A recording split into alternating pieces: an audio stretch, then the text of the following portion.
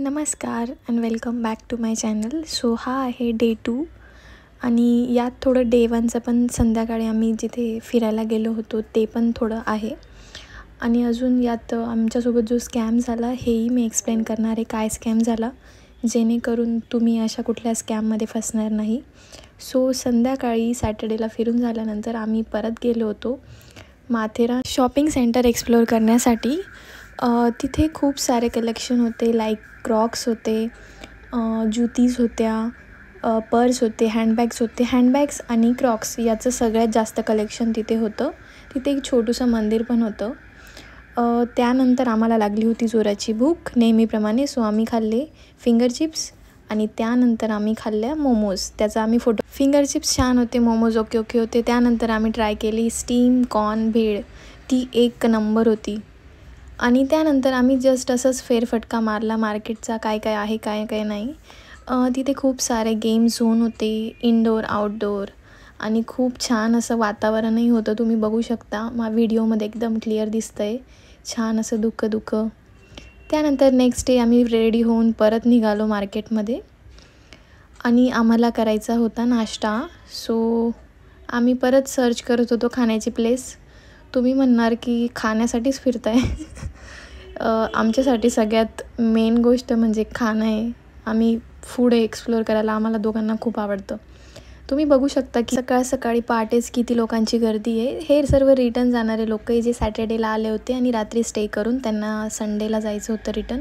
So इथे सगळी तीच धावपळ चालू होती, येणारे जाणारे, आणि सगळेजण मोस्टली नाश्त्यासाठी शोधत होते. सो आम्ही एका ठिकाणी गेलो, पण तिथे नाश्त्यासाठी गर्दी बघून गेलो, बट आम्हाला काही नाश्त्यासाठी चांगलं ऑप्शन दिसलं नाही. फक्त पोहा, चाय वगैरे असं काहीतरी होतं. मग आम्ही तिथून निघालो, कारण आम्हाला हवं होतं काहीतरी साऊथ इंडियन डोसा वगैरे असं काहीतरी छान असं.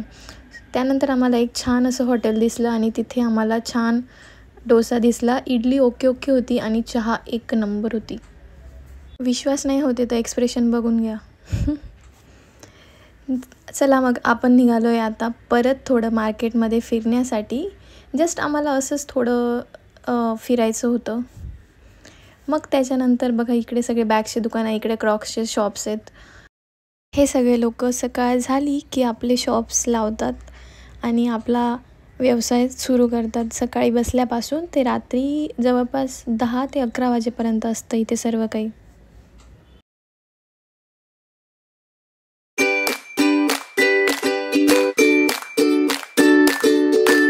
हे घोडे बिचारे किती मेहनत करताना, रोज प्रत्येकाला घेऊन जाणं. मी पाहिलं की इथे दुसरं काही एक्सपोर्टेशनचा सोर्स नाही आहे. सो घोड्यांवरच ते सगळं सामान आणतात. त्यांच्या डेलीच्या वस्तू वगैरे किंवा हॉटेल्स असतात त्याच्यात जो सामान लागतो तो सर्व या घोड्यांच्या माध्यमातून येतो.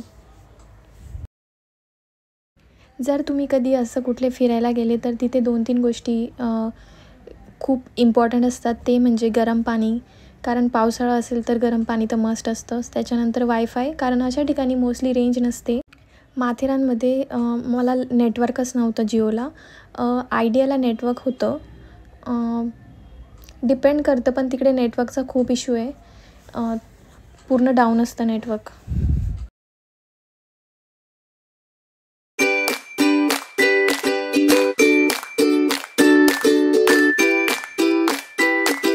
जेव्हा आम्ही सॅटर्डेला गेलो होतो फिरण्यासाठी, एक्साइटमेंटमध्ये निघालो होतो, तेव्हाच आमची एक्साइटमेंट यांनी स्पॉईल केली होती.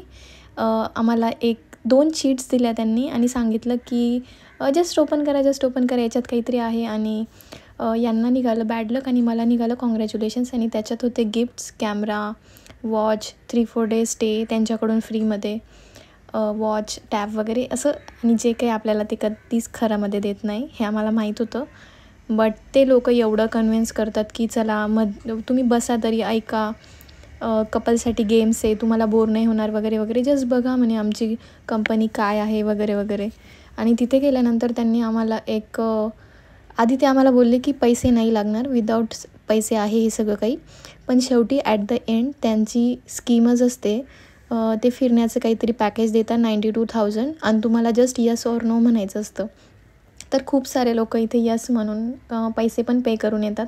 आणि हे कितपत खरं आहे खोटं आहे मला माहीत नाही, कारण आपण एका तासाच्या गोष्टीवर आपण असा विश्वास ठेवून पैसे भरून नाही येऊ शकत.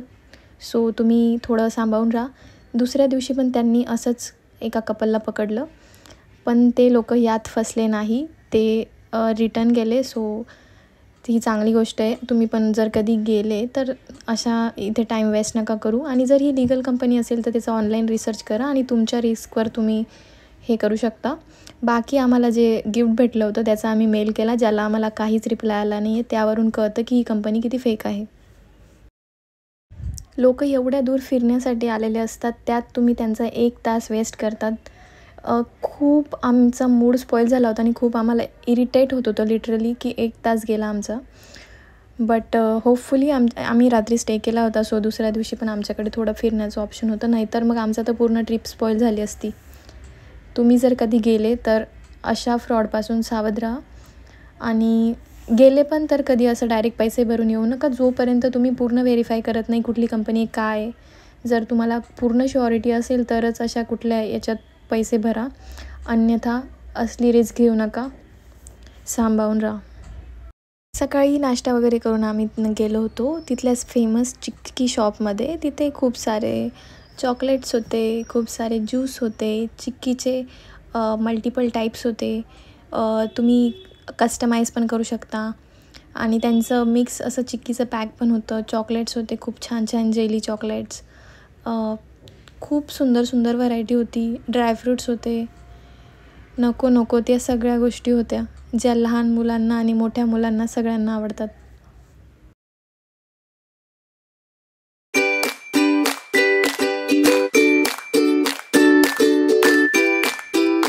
आम्ही तिथून चॉकलेट्स वगैरे अशी छोटी मोठी खरेदी केली आणि जस्ट सगळं झाल्यानंतर आम्ही तिथून निघालो. त्यानंतर आमचा सगळ्यात मोठा टास्क होता ते म्हणजे रिटर्न जाण्यासाठी असलेली गर्दी. आता आम्हाला ट्रेन तर काही पॉसिबल नव्हती, कारण ट्रेनला ओन्ली 125 तिकीट्स असतात आणि त्याच्यात तिकीट भेटणं खूप मुश्किल असतं.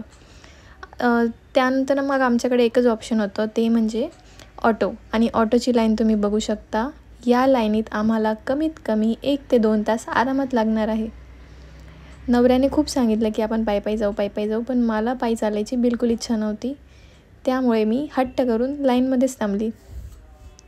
आमच्याकडे एक जड बॅग पण होती, मग ती बॅग घेऊन चालणं म्हणजे, आणि डिस्टन्स पण बऱ्यापैकी आहे जर आपल्याला ऑटो इझिली भेटते. आणि खूप पाऊस पण होता तिथे.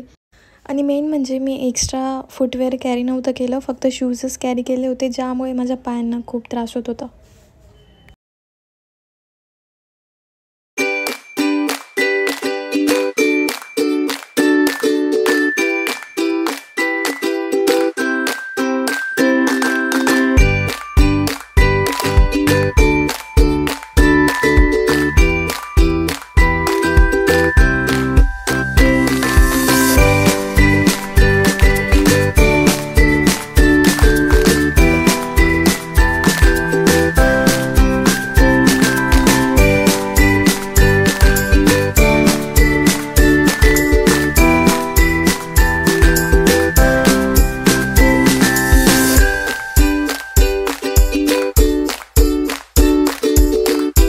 ऑटोची आम्ही लिटरली देवासारखी वाट बघत होतो की ये आता येईल तेव्हा येईल.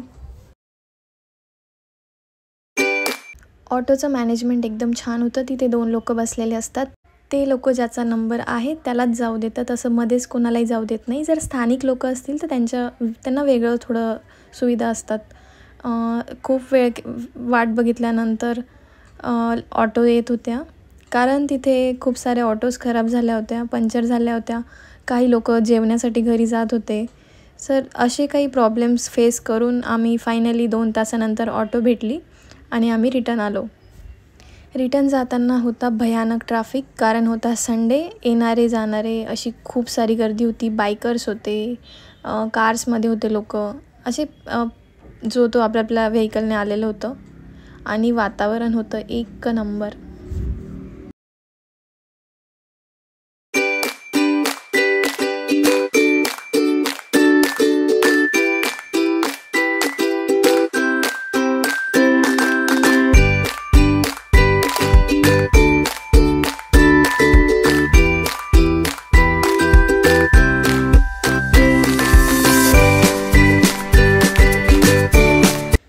वेळात वेळ काढून हा व्हिडिओ पूर्ण पाहिल्यामुळे तुमचे खूप खूप आभार.